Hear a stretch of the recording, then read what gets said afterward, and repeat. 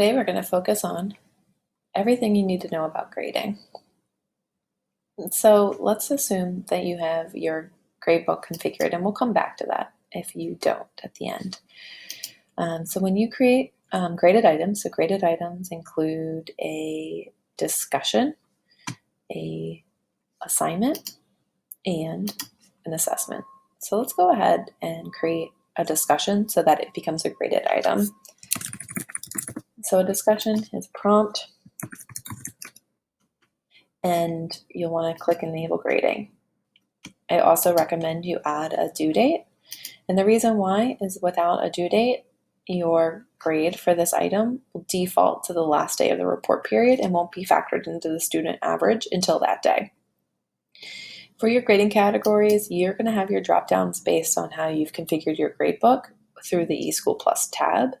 I have merged together the grading categories for both the secondary and the elementary. So depending on which grade band you are, you're going to have many fewer than I do. So this is a discussion that I'm going to use for for classwork.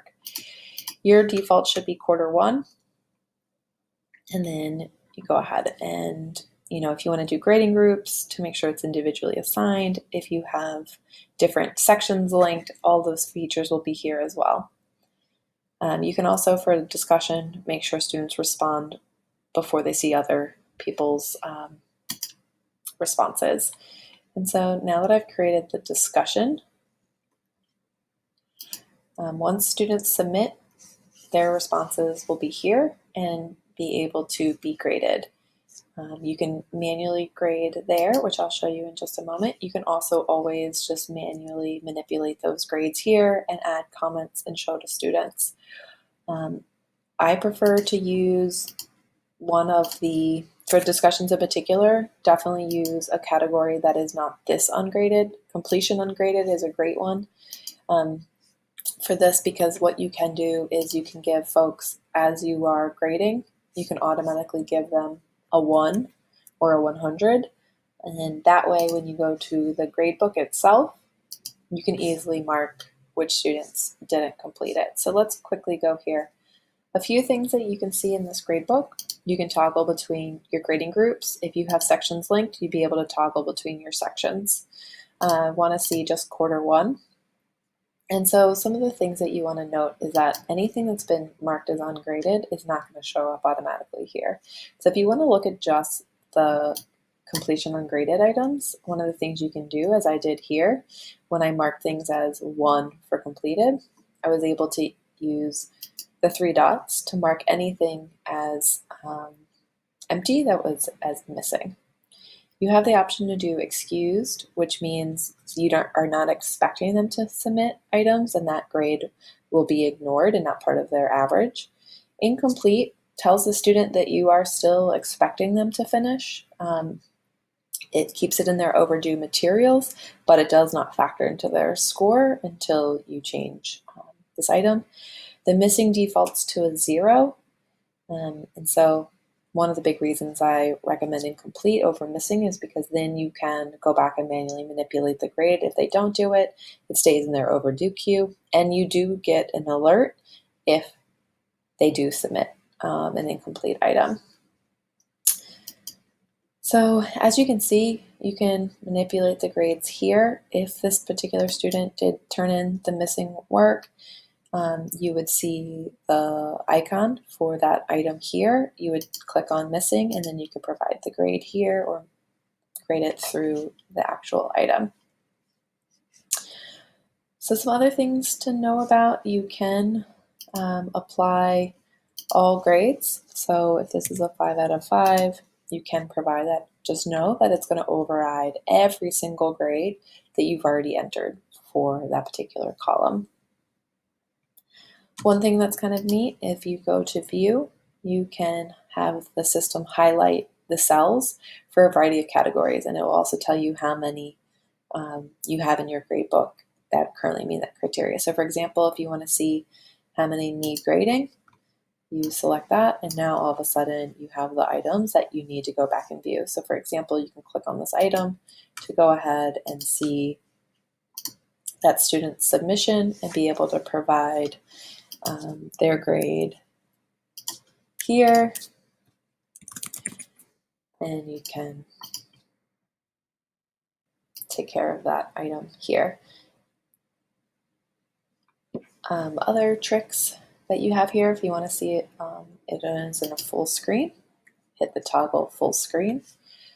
If you are grading anything outside of Schoology, where you haven't created a discussion assignment or exit ticket in assessment in Schoology to provide the grade, you hit this plus grading column, so you can either add an assignment there or just add a grading column. So for example, if students did their exit ticket today in Nearpod, again, I recommend the category and due date so that you can ensure that the students are getting part of their average grade.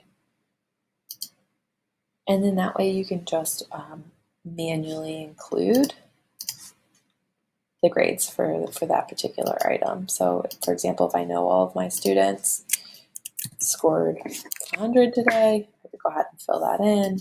I could then go back and say everybody but this one student got that score today.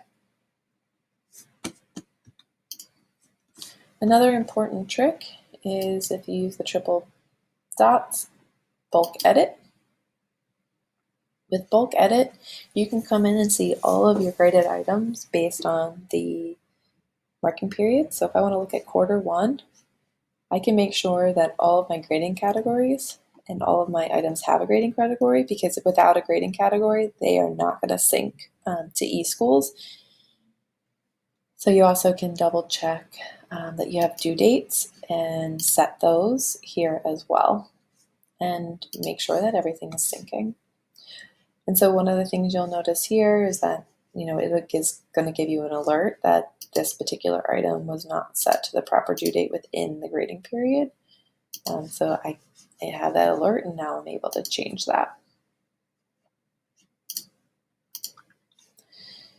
So don't forget, you're going to want to hit Save Changes, and that is a helpful trick to be able to quickly make modifications for any of the grading categories or due dates.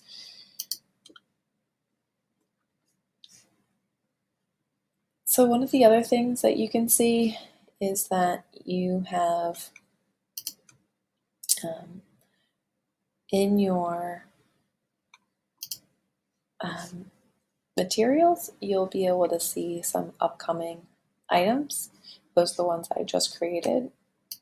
You can also go to an assignment, and you'll be able to review any of the submissions. One trick with assignments, if you are a math or ELA teacher in 3 through 12, and you want to make sure that students are getting credit for submitting their assignment, I recommend turning off comments on the assignment so that they actually submit instead of commenting. There's a difference between submit and comment.